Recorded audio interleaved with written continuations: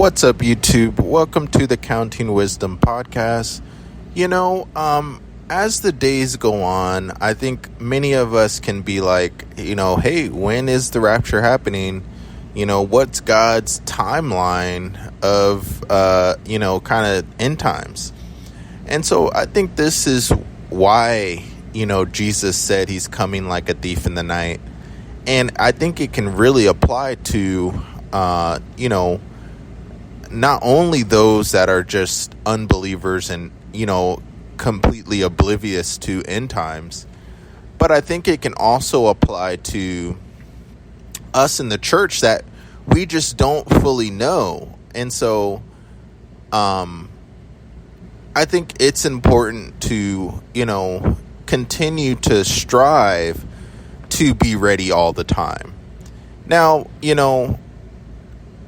many times I think there are different events that can bring us to a reminder of end times. Not that those who are ready need always, a huge event, but sometimes it definitely helps when we kind of get back into that process of just normal life, sometimes going to work or hanging out with family or, just eating meals and, everything that we do for life.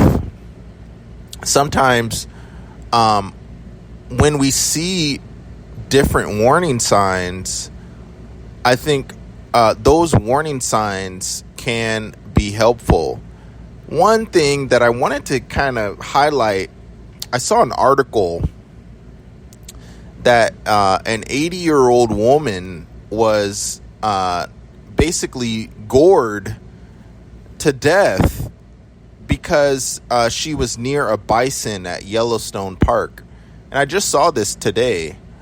And, this really reminded me that sometimes we as people can ignore warning signs, to the extent of even death, where we don't take heed to many of the warning signs that tell us, something more about life and tell us something more about maybe a certain situation that we're in or different things like that. And so I think many people can be oblivious, and even within the church sometimes, not to say that they won't be raptured. I think that if they're ready, they're going to be raptured. But sometimes, I've noticed a trend in certain sermons where a major event sort of happens and the church doesn't address it, doesn't talk about it, and they kind of brush it over. Now, I do think that some events can be fearful, and I think sometimes a negative side of some end times teachings is that they seem to spark fear within us, even those in the church.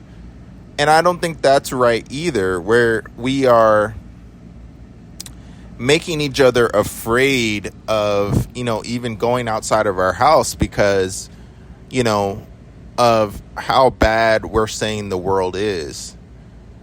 And so,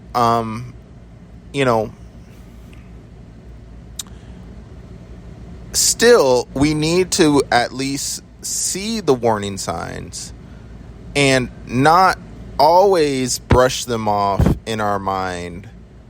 I think it's a little bit helpful sometimes to brush off some things so we can have a normal life and, not just bunker down in our homes and, wait for Jesus to come back, because we just don't know how long that's going to be. And so, still, I wanted to focus on some of the warning signs that is going on. We see the tensions in the world are rising. And it's kind of interesting. I never really thought about how someone would, in Revelation chapter 6, it says that peace is taken from the world, and men begin to kill one another. And so I don't think we just get to that overnight, so to speak. I think it's because this is what's really behind maybe some of the smiling faces that we see throughout the day. I think people are just really wound up and bound up with anger and with frustration about life. And this is how, when peace is taken from the world, all that there is left is just the opposite of peace, which is, destruction and, fighting and yelling and screaming. And so that's something to note, and when I think, especially, we get warning signs over the news like, hey, this particular area of the city has had a lot of break-ins, or, a lot of crime. I think we need to heed those types of warnings. Now, it's not always easy to do, but we do have to make those adjustments, even though we may feel like, oh, I'm acting out of fear, or, oh, I'm losing a bit of pride because, now I'm adjusting my life and I want to just continue on as normal. But no, going back to the story of this person that was gored by a bison, the interesting thing about that story is that, I've seen this in the news before, and really not that long ago, probably about 2 months ago, a person was killed by a bison, and so, clearly, people are not even heeding warning signs, even about bison. People are just not, heeding the warnings. And so that same type of concept applies to just end times and everyday life, is that, we as people need to realize that the signs of the times are still going on. Even though we can say, oh, you know what, I'm not going to listen to the news today or for a week. And then we can kind of get back into the motion of life because we're like, hey, I'm not listening to what is happening in the world.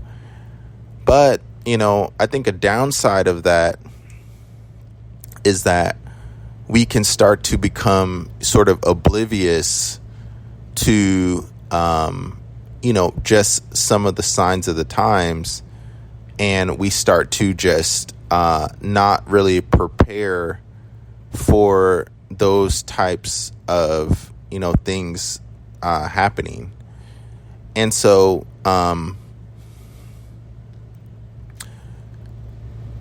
what are some of the signs of the times?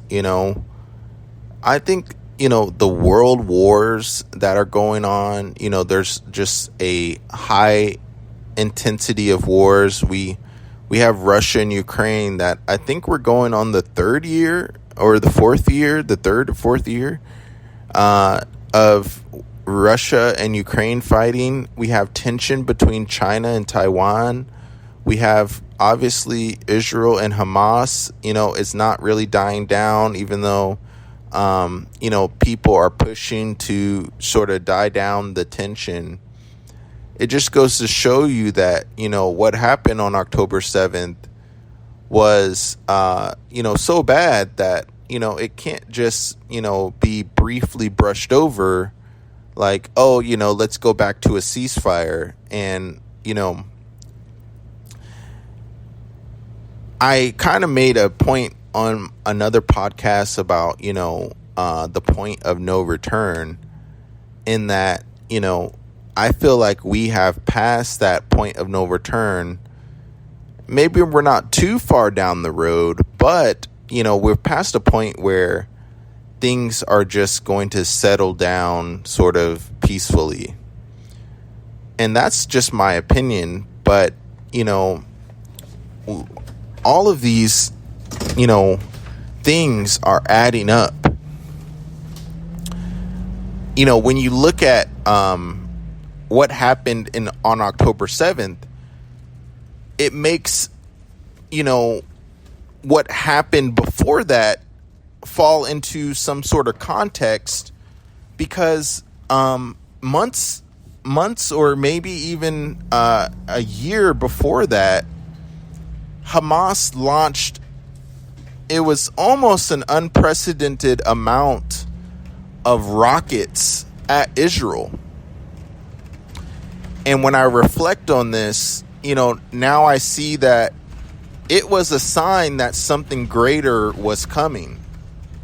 And so just in that same type of thinking, when we think about, what are these signs pointing to?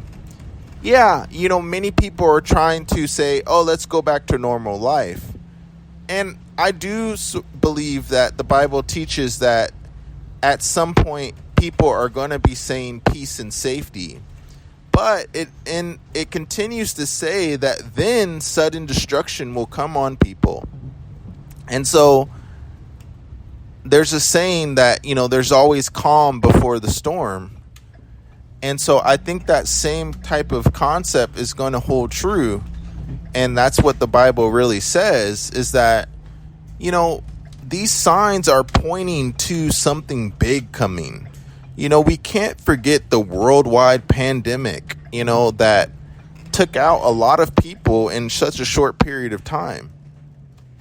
And so these are things that I think are just adding up. And so even though, sometimes, maybe I don't, have some of the signs every day that are on the scale of October 7th over the news, we still have to realize that, these things are adding to the storm that is brewing. And so, anyway, thanks so much. Hopefully you found this interesting, and I will talk to you on the next one. See ya.